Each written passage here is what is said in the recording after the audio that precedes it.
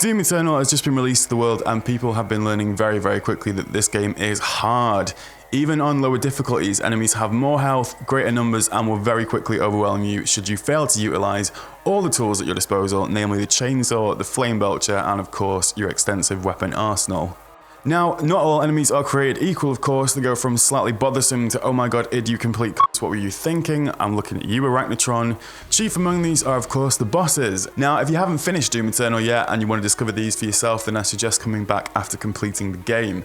There's your spoiler warning. Also, a couple of these Bethesda don't technically class as bosses, however, they do have their own cutscenes and health bars for your first encounter with them, and they are just as tough as any quote-unquote proper boss in the game, so they're on the list. These are our personal opinions. You might completely disagree with our assessments, so feel free to let us know in the comments if that is the case. With that said, I'm James, this is Invicta Gaming, and these are the top 5 Doom Eternal bosses ranked.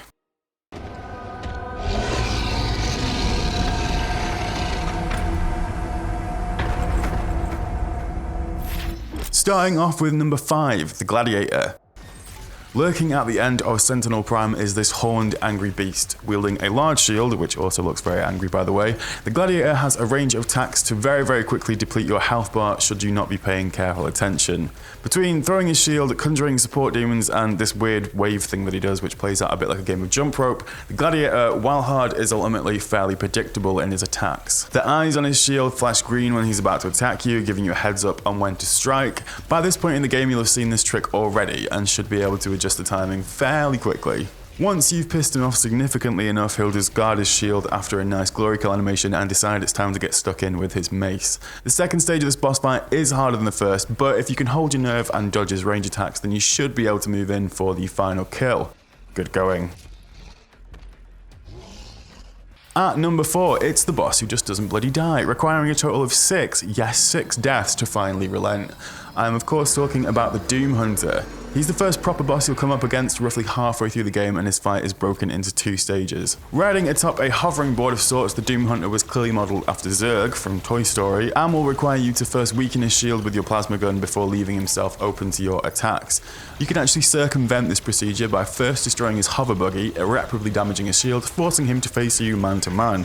Or man to demon. You'll have to get both his health bars down, and after damaging it enough, you're transported to arena number 2 for the second half of the fight. This time, there's 2 of him, and each one of them has 2 health bars, see what I mean? All the while, you'll have to contend with a metric ton of other demons crowding you and attempting to hinder your efforts. If you can vanquish them, however, you'll eventually be treated to a satisfying cutscene where you essentially kick the crap out of his boss, who he's charged with protecting, rendering the Doom Hunter not only dead, but bad at his job. Next. At number 3, it's everybody's least favourite weird deer looking lady who prides herself in spelling both words in her name incorrectly, the Khan Maker. Now, she is one tough cookie. In fact, she's only at number 3 given how stiff the competition is. In most games, she'd easily be atop the list.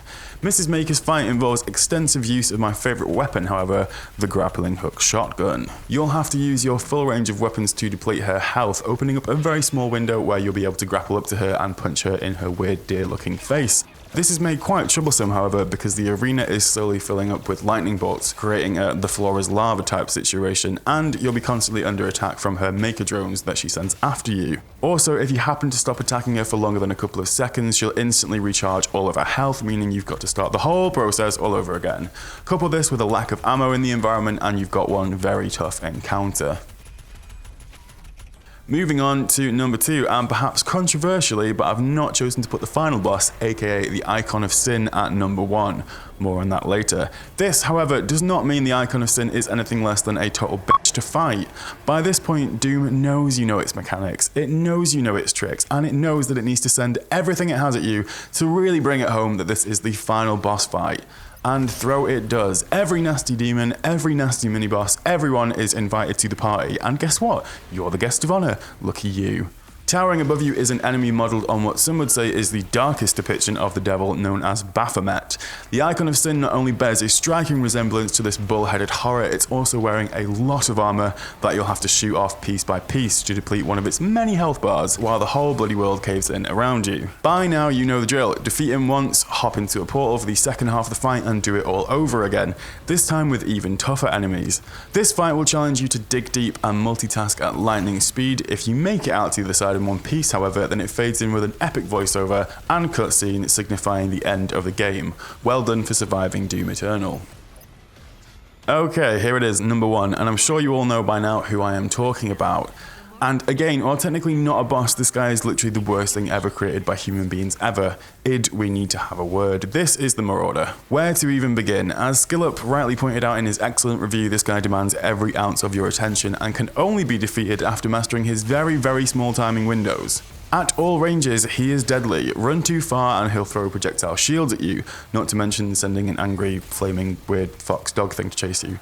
Too close and he'll backhand you with a fist of fury. He can close distance in a split second, and in enclosed spaces he is especially difficult to fight.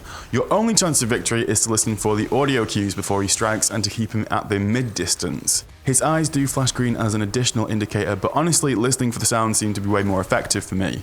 The super shotgun also works best if you ask me, and it has the greatest spread, requiring the least precision in your shots. But essentially, there is no easy way to cheese it. You just have to learn his attacks and keep him at the correct distance to stand any chance of survival. The Marauder does pop up later in the game, however at least then you're better equipped with more health and bigger arenas to fight him, meaning that every single Doom Eternal player will undoubtedly look back at their first encounter with this with very unpleasant memories, and that is why the Marauder tops our list.